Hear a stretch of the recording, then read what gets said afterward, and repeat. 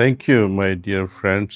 ప్రియమైన మిత్రులారా, మీ అందరికీ కృతజ్ఞతలు. మీ అందరూ సమాజంలో మార్పు తీసుకురావడానికి ఇంత ఆసక్తిని కనబరుస్తుండడం చూస్తూ ఉంటే చాలా అద్భుతంగా ఉంది.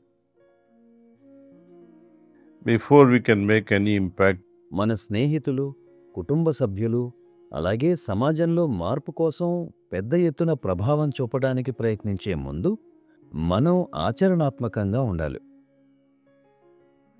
many a times our voice of the heart చాలాసార్లు మన హృదయంలో ఇప్పటికే ఉన్న ఆవేశపూరిత కోరికలతో ఎక్కువగా ప్రతిధ్వనిస్తూ ఉంటుంది. how to become aware of those impulsive desires. వ్యక్తిగత ప్రయోజనం కోసం వాటి పట్ల ఎలా జాగరూకులం అవ్వాలి, వాటినెలా నిర్మూలించాలి అనేది ఎల్లప్పుడూ ఒక సవాలుగానే ఉంటుంది. ఇది ప్రస్తుత కాలపు సమస్య అనే కాదు, ఇది ఎప్పటి నుండో ఒక పెద్ద సవాలు. That's the nature of human being. ఒక తక్కువ నిరోధకత గల మార్గాన్ని క్షీణత దిశగా ఎంచుకోవడం అనేది మానవుని స్వభావం. కొండపై నుండి క్రిందకు దిగడం అనేది సులభం, ఎందుకంటే దానికి అంత ప్రయత్నం అవసరం లేదు. అస్తవ్యస్తత అంటే జడోష్ణత లేదా ఎంట్రోపీ, దాని గుండా వెళ్ళడానికి మీకు ప్రయత్నం అవసరం లేదు. ఏ వ్యవస్థ అయినా స్థిరత్వానికి బాహ్య శక్తిని అందించలేనప్పుడు అస్తవ్యస్తత అనేది ఏర్పడుతుంది. ఏ వ్యవస్థకైనా స్థిరంగా ఉండాలన్నా లేదా అభివృద్ధి చెందాలన్నా దానికి కొంతమేరకు శక్తి ఉపయోగించాల్సి రావడం అవసరం అవుతుంది. And that energy input means an effort.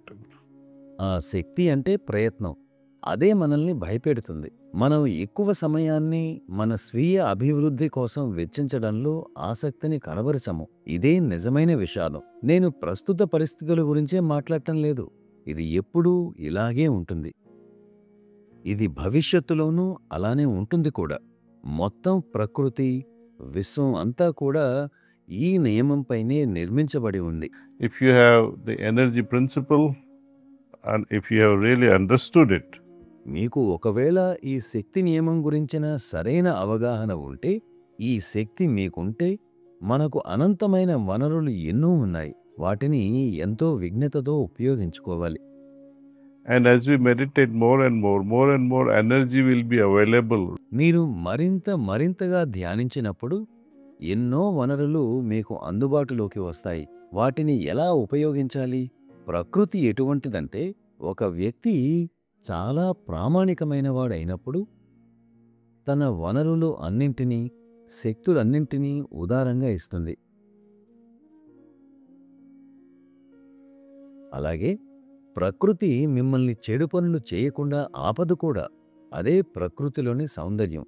ఎందుచేతనంటే ప్రకృతి మీకు సంపూర్ణ స్వేచ్ఛ ఇస్తుంది. నిన్ను నీవు నాశనం చేసుకోవాలనుకుంటే ప్రకృతి జోక్యం చేసుకోదు. ప్రకృతి నీవు పొగ త్రాగడం, మత్తు పదార్థాలు సేవించడం ఆపకపోతే మీ చెయ్యి తీసేస్తాను అని అనదు. But this is not the only addiction that we suffer today.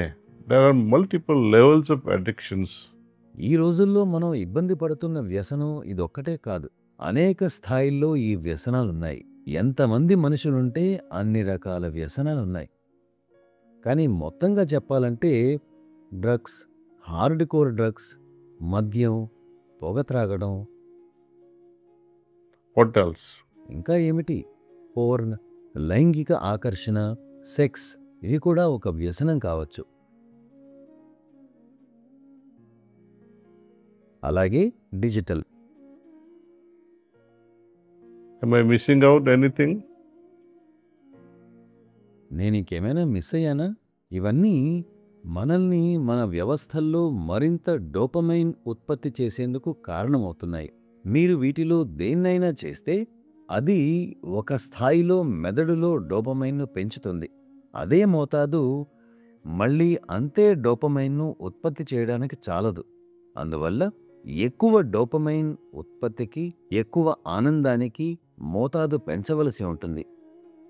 And this never ends, and a time comes you are ఇది ఎప్పటికీ అంతం కాదు. కొంతకాలానికి మీ మెదడు పూర్తిగా అలసిపోయి ఉంటుంది.